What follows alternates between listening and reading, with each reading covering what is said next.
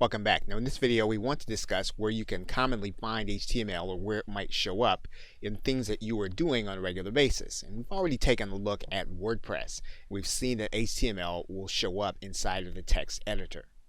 If you've ever moved a YouTube video onto a web page, you'll notice that there's an embed code, and you'll see that HTML code will show up when you're doing this.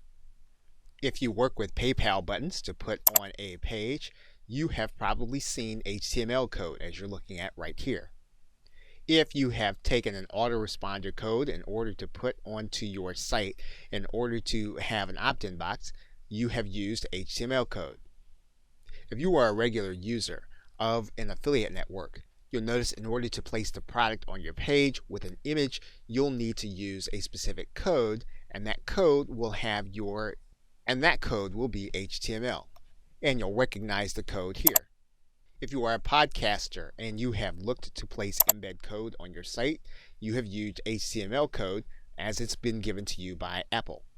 HTML also determines the file structure when you are uploading different items to be displayed on your site. You'll see a number of site files, you'll see the HTML extension as well as an index file. That's an indication that HTML is being used. And as we have been editing a page, as we've been discussing since the beginning of this course, we are using HTML.